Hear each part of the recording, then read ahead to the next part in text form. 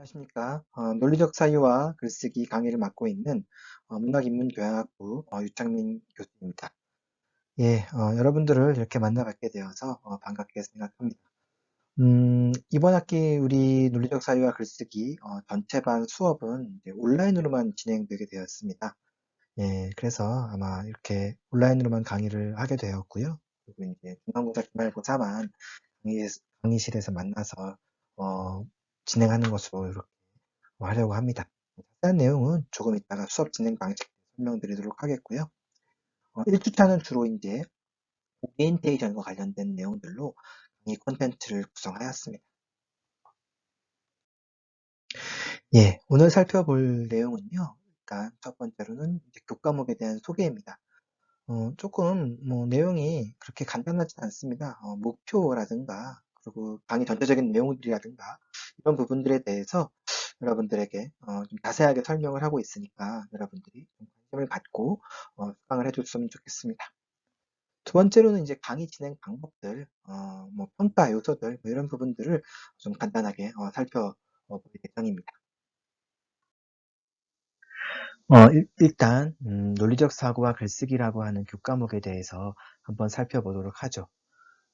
여러분들은 모든 학생들이 다 대학을 다닌다고 해서 아마 글을 꼭 다 써야 될 그럴 필요성은 없으리라고 생각하는 학생들도 있을 것 같아요. 근데 이제 우리 미래 사회 같은 경우에는요, 이제 어떤 논리적인 사유와 표현 능력이 이제 아주 필수 능력이 된 것 같아요. 제가 대학을 다닐 때만 하더라도 저는 이제 국문과를 나왔으니까 저에게 있어서는 당연히 글쓰기가 필수 요건이겠지만 자연계열 학생이라든가 아니면 예체능계 학생들 같은 경우에 글쓰기가 꼭 필수 요건은 아니었습니다. 또 논리적 사유가 꼭 필수 요건도 아니었습니다. 그래서 그때는 글쓰기 수업이 전체를 대상으로 하는 경우들도 있지만 그렇게 꼭 이렇게 모두가 다 필수적으로 들을 필요는 없었습니다.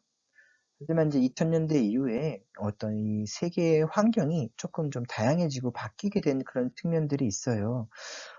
예를 들어서 이제 온라인이라든가 이런 것들이 더욱더 강화되면서 글쓰기가 이렇게 어떤 대면 활동을 통해서 아니면 글 써서 이걸 다른 사람에게 보여주는 형태를 떠나서 이제는 그것이 어떤 온라인이라든가 컴퓨터를 통해서 영상으로 이렇게 전환된다든가 혹은 어떤 문자라든가 아니면 카톡이라든가 이런 걸 통해서 뭔가 짧은 글들을 써야 되는 그런 것들 그리고 블로그를 통해서 글을 쓰는 일들이 훨씬 더 많아진 거예요. 과거에는 글을 쓰는 계층들이 그렇게 많지 않을 수 있었지만 이제는 그런 식으로 어떤 식으로든지 블로그라든가 카톡이라든가 SNS라든가 이런 것을 통해서 누구든지 글을 써야 되기 때문에 미래 사회에서는 이 글쓰기 능력이 아주 이제 필수 요건이 된 겁니다. 근데 이 글을 쓰기 위해서는 아무래도 두 가지 요건이 좀 충족되어야 될 필요성이 있는 것 같아요. 어떤 글이 좋은 글일까요? 음, 아마 다들 알고 있을 겁니다. 마음속에 한번 생각을 해보세요. 어떤 글이 좋은 글인지. 음, 논리적인 글이 일단 첫 번째로 좋은 글이 당연히 되겠죠. 논리적인 표현이 또 당연히 좋은 표현이 되겠죠. 논리적이다라고 하는 것은 그렇게 거창한 건 아닙니다. 무언가 내가 주장하고 무언가 내가 하고 싶은 말이 있다면 그것에 대한 적절한 근거들을 제시하면 그게 논리적인 거예요. 그러니까 전제가 타당하고 그런 다음에 그것에 대한 주장이 명확하고 주장에 대한 어떤 근거들이 일목요연하게 빠짐없이 배제한 것 없이 제시된다면 그 자체가 바로 논리적인 사유와 논리적인 표현이 되는 겁니다. 그래서 어떤 좋은 글의 첫 번째 요건은 어떤 논리적인 어떤 시스템을 갖춰야 된다라는 거겠죠. 두 번째는 이제 좀 표현이 좀 매끄러웠으면 좋겠습니다. 아니면 또 표현이 어떤 창의적이었으면 좋겠습니다. 그래서 이제 두 번째로 좋은 어떤 글의 요건은 표현의 어떤 창의력과 표현의 매끄러움 이런 것들이겠죠. 그러니까 그런 것들을 잘 지키는 사람들이 아마 좋은 글을 쓸 수 있는 거겠고, 그런 어떤 사유를 하는 사람들이 어떤 좋은 어떤 블로거가 될 수 있고, 좋은 유튜버가 될 수 있고, 또 어떤 좋은 어떤 SNS에서 글들을 말할 수 있으리라 생각합니다. 그런 면에서 미래 사회에서 논리적인 사유와 표현 능력이 아주 필수적이기 때문에 우리가 이 수업을 전체 학생들이 듣는 것이다. 이렇게 좀 이해해 주었으면 좋겠습니다. 한편 이제 과거와 또 이제 현재 혹은 또 현재와 미래는 또 많은 부분에서 달라지는 것 같아요. 과거에는 의사소통 채널이 조금 일방향적이었어요. 일방향적. 과거에는 하나의 방향으로만 이렇게 명령이 전달되는 형태였었습니다.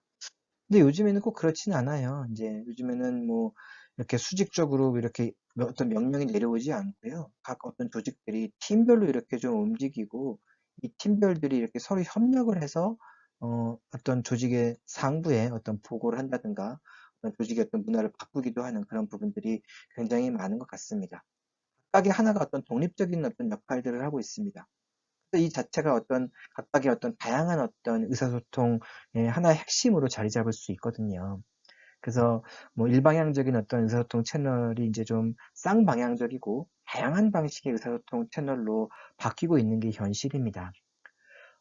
더불어서 과거에는 어떤 뭐 힘이 있는 자 혹은 뭐 독재자 혹은 뭐 조직에서 뭐 높은 위치에 있는 사람이 이렇게 뭐 일방향적인 어떤 명령을 내렸다면 이제는 좀 그렇지는 않은 것 같아요. 만약에 그 명령이 부조리하고 잘못되었다라고 하면 어떤 민주적인 방식으로 그 명령에 대해서 우리가 자신의 의사를 표현하는 게 요즘의 모습인 것 같기도 합니다. 그래서 이런 부분들 때문에 우리가 어떤 의사소통이 원활하게 이루어지기 위해서는 그 의사소통의 핵심이라고 할 수 있는 논리적인 사고들이 전제될 필요성이 있겠죠. 그래서 논리적인 사고와 어떤 이런 논리적인 사고를 바탕으로 한 글쓰기를 전제로 한 어떤 시민들이 양성된다면 우리 사회 자체가 어떤 의사소통에 있어서 막힘이 없고 민주적인 어떤 방식으로 잘 굴러갈 것입니다. 그래서 2000년대부터 이제 한국의 모든 대학들은 1학년 학생들이 이 어떤 글쓰기 수업을 듣게 되었다. 이렇게 이해했으면 좋겠습니다.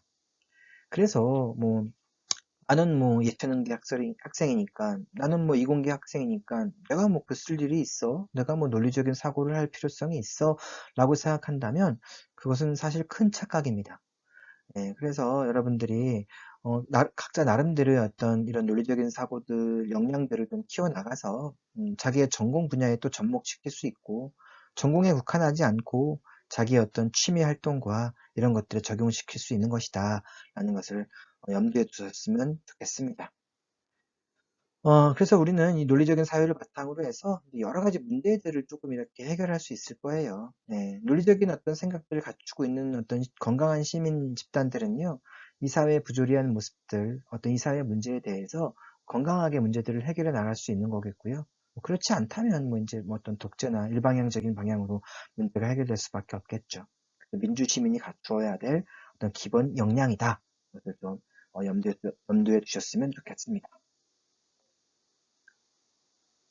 뭐 표현이라고 하는 것은 참고로 이제 뭐 글쓰기도 있고 말하기도 있습니다. 우리 수업은 글로 표현하는 것도 있고 말하는 것으로도 표현하는 게 있다라는 것을 좀 기억해 두셨으면 좋겠고요. 또 비판적인 사고라고 했는데 비판이 나쁜 게 아니에요. 논리적이라는 뜻이에요. 잘못된 부분에 대해서 논리적으로 판단을 한다는 게 비판이겠고요. 이제 협력적으로 여러분들이 다른 친구들과 함께 문제를 해결하고 다른 친구들의 이야기를 들어보고 공감하고 그것에 대해서 부족한 부분을 메워주는 형태로 해서 이 수업이 진행될 것이겠고 그런 역량들을 키워서 여러분들이 나중에 추후에 대학을 졸업한 이후에 뭐 직장이라든가 혹은 뭐 결혼 생활에서 여러분들이 뭐 이렇게 활용할 수 있는 그런 부분들을 얻어갔으면 좋겠습니다. 논리적 사회와 글쓰기 계율을 그래서 다시 한번 이제 좀 정리해 보도록 합시다. 아까도 이야기했지만 이제 정보화 시대가 아까 이야기했던 다양한 의사소통 채널 이라는 거예요. SNS부터 시작해서 뭐 유튜브까지. 그랬을 때 우리가 갖춰야 될 어떤 필수적 요건이 논리적인 사유와 글쓰기 능력이에요. 그러니까 모두가 갖춰야겠죠. 뭐 유튜버들도 보면은 거의 뭐 계획을 하고 글을 뭐 밑바탕이 되는 어떤 글들을 쓰고 난 다음에 유튜버를 진행하지 막연하게 그냥 촬영하지는 않지 않습니까? 예, 그런 것들이 바로 논리적인 어떤 사유와 관련되어 있는 것입니다. 또한 이 교과에서는 중요한 게 뭐냐면 이제 자신이 직면한 문제를 이제 논리정연하게 표현한다라는 것입니다. 아까도 이야기했지만 전제가 정확하고 그다음에 이제 주장이 명확하고 그것에 대한 근거들이 제시되는 것들이 논리정연한 것입니다. 네, 그렇게 논리정연하게 자신의 의사를 표현하게 되면 그 자체가 이제 효율적인 어떤 표현이 되는 거예요. 그래서 예, 그것을 통해서 효율적으로 여러분들이 어떤 글쓰기 방법들을 습득해 나가는 겁니다. 우리 수업은 이제 과정 중심 글쓰기라고 해요. 과정 중심 글쓰기. 그래서 어떤 결과보다는 여러분들이 어떤 이 과정을 하나씩 하나씩 밟아가면서 계획하기 단계부터 시작해서 퇴고하기 단계까지 하나씩 하나씩 이 과정들을 밟아가면서 글쓰기 방법을 이제 좀 체득하는 어떤 그런 시간들을 좀 가져보려고 합니다. 세 번째로 이제 이 글쓰기 우리 학교 같은 경우에는 콜라보 프로젝트를 진행한다고 그랬죠. 제가 아까 말씀드렸듯이 그 콜라보 인재로 성장하기 위한 어떤 기본적인 역량을 함양하기 위해서 이제 여러분들을 한간 팀으로 조금 이렇게 구분을 해서 팀 과제를 이렇게 조금 제출하는 그런 부분들로 좀 진행이 되려고 합니다.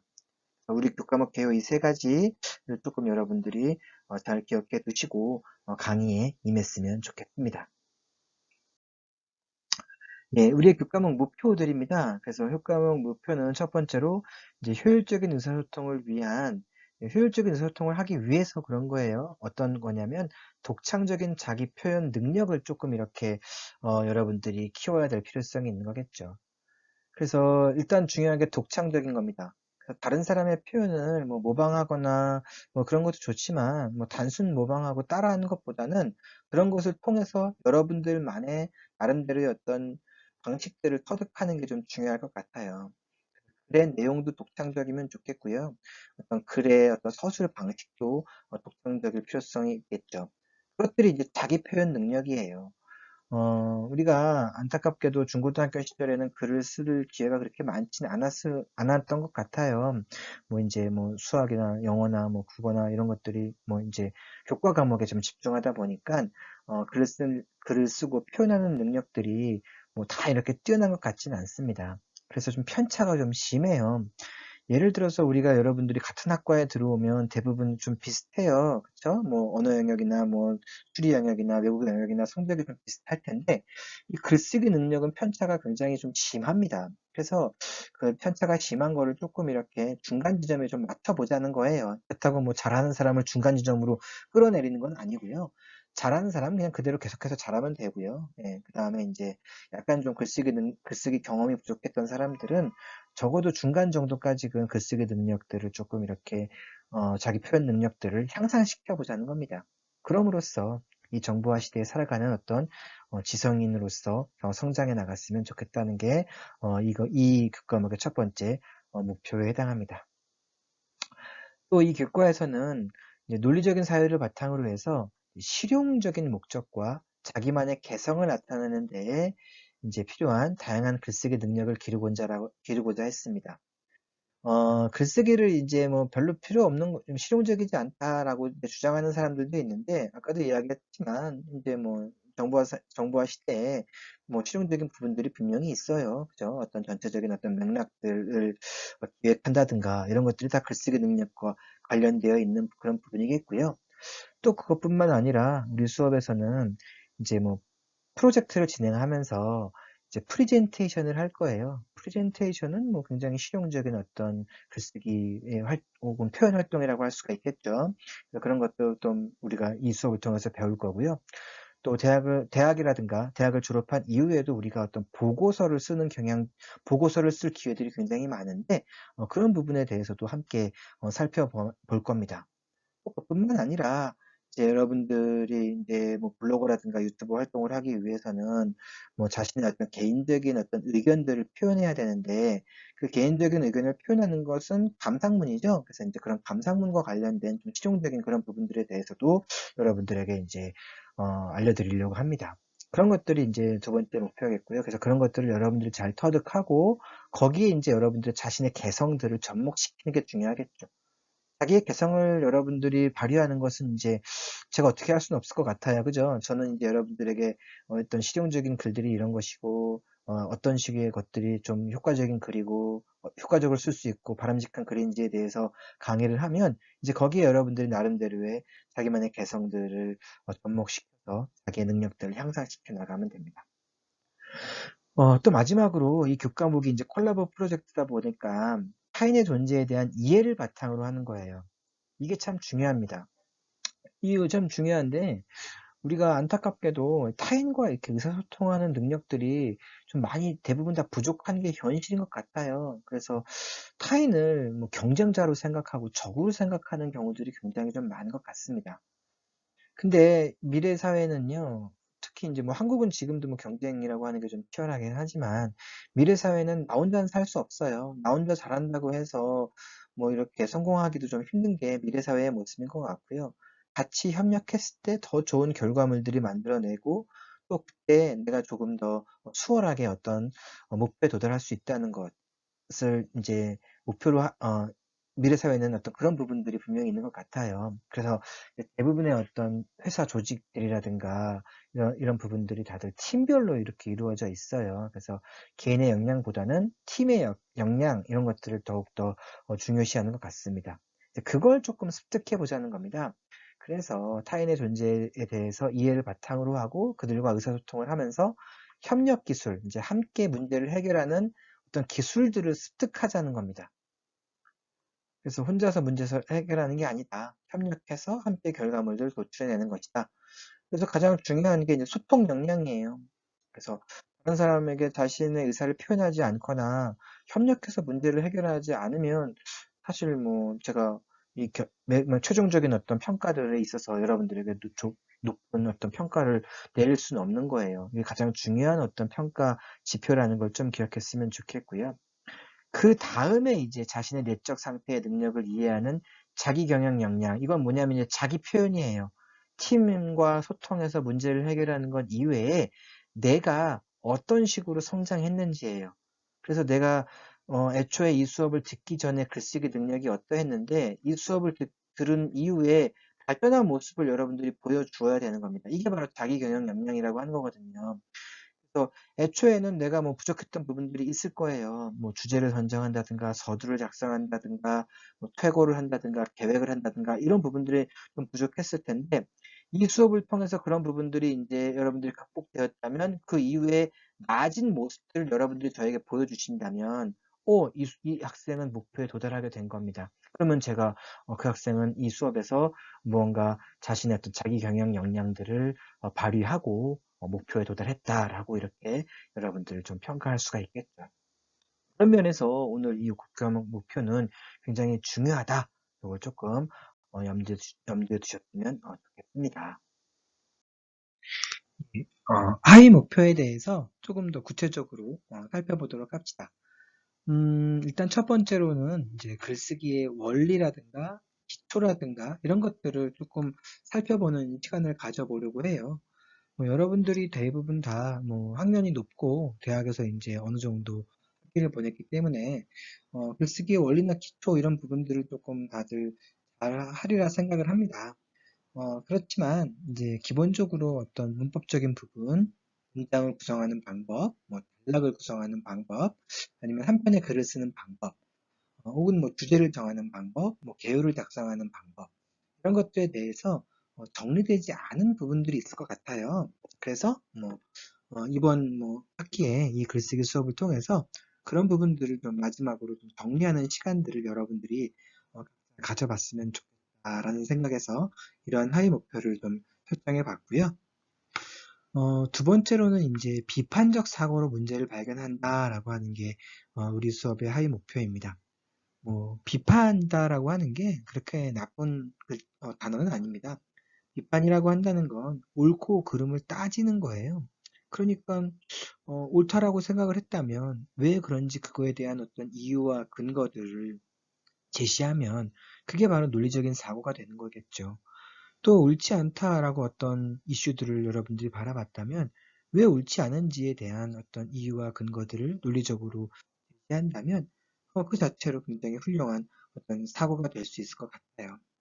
그래서 사실은 우리가 무비판적으로 세계를 바라보는 경향들이 굉장히 많아요. 예를 들어서 요즘에 한창 이슈인 게 유튜브에서 이제 가짜 뉴스들이에요.